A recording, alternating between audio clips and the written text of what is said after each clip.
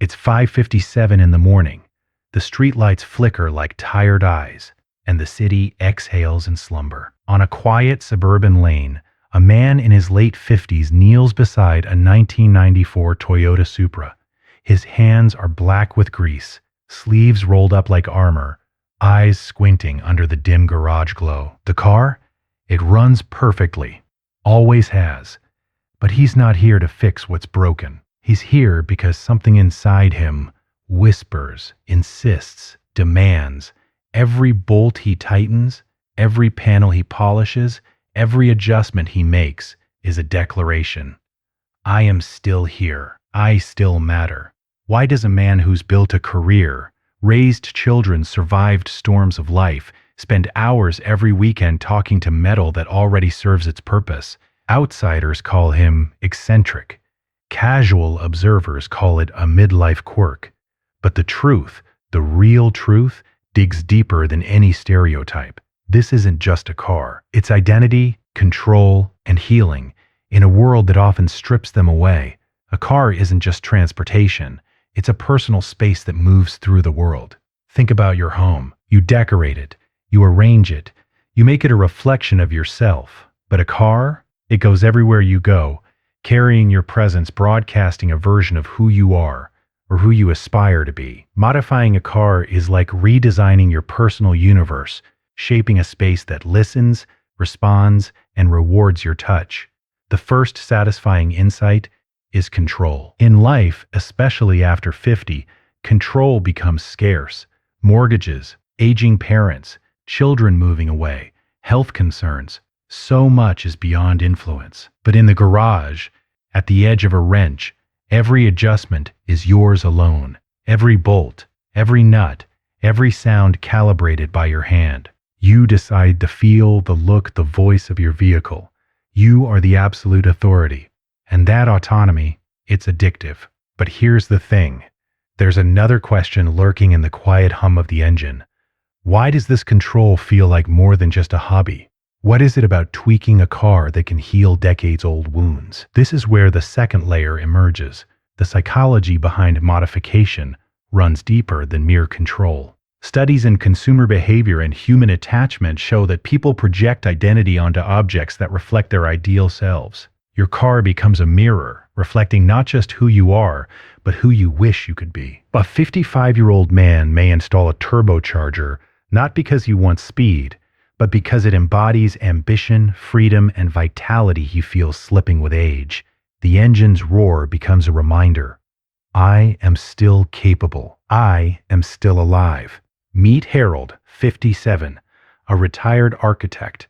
He bought a dilapidated Nissan 240 SX 5 years ago, spending weekends restoring and modifying it. As a child, Harold's family moved constantly, never giving him a sense of home, stability, or permanence. Through years of work, mentorship, and engineering, the car became his constant, a space where he could leave a mark that no one could erase.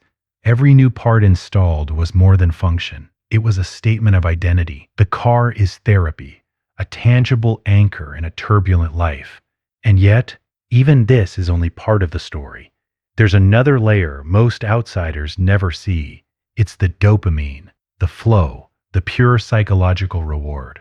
The first time Harold completed a custom suspension setup by himself, the rush he felt was identical to the high a musician experiences performing flawlessly, or an artist finishing a painting. Hours vanish. Focus sharpens. The world outside ceases to exist. Psychologists call this a flow state. And for car enthusiasts, the garage is where it happens. This is why people stay late into the night, lost in metal, oil, and motion. Every click, every hum, every alignment perfect. Brains reward them with pleasure because they created, mastered, and controlled. But here's the cliffhanger. Not all modification is purely positive. Some of it comes from a darker, compensatory place. Loud exhausts, aggressive spoilers, eye-catching rims. They sometimes shout, "Notice me, remember me." Compensatory behavior isn't shameful. It's human. It's how some people try to reclaim attention, validation, or self-worth in areas life has denied them. In Harold's quiet moments, As he sits in the driver's seat listening to the engine's low growl, he sometimes wonders, am I doing this for myself or for the recognition of a world that rarely notices? And this brings us to the next layer, the community. Car modification isn't just personal, it's social. Saturday night meets, online forums, local car clubs. They are places of belonging. Knowledge is shared, respect is earned, friendships forged. At one local meet, Harold mentors a 25-year-old enthusiast on engine tuning. Age becomes irrelevant. Experience is currency. Conversations flow in a shared language of torque, horsepower, and aesthetic vision. The solitary garage becomes a bridge between generations, a meeting ground for mentorship, camaraderie, and human connection. Then there's a second story that deepens this understanding. Robert, 56, and his son Daniel, 13, restored a 1990 Toyota Supra together. Each weekend, they bled brakes, adjusted suspension, polished bodywork, but the real magic happened between tasks. Life, regrets, ambitions, and fears were shared in the quiet, in the space between tool and metal. Daniel recalls, I never knew my dad this way. The garage was where he was honest, where he was just him. And I got to see that. The car became a medium for emotional connection, a bridge across generations, a shared universe in which both found meaning. Even deeper, these stories reveal universal truths. Humans crave identity, control, mastery, self-expression, and belonging. Some find it in art, music, or sport. For these enthusiasts, it is the car. The car is therapy, canvas, sanctuary, bridge, statement. It restores what society often strips away: autonomy, purpose, identity, vitality. And if you listen closely, the car speaks. The sound of tools clicking, the hum of the engine, the faint smell of oil. Each element is a message. You are here. You still matter. You are capable. You are alive.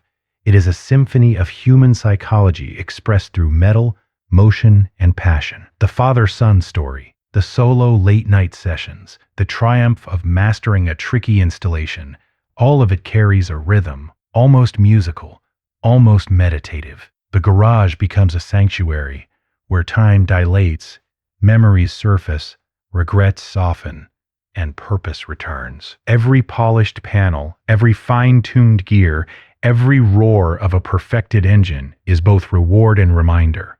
Control, identity, healing.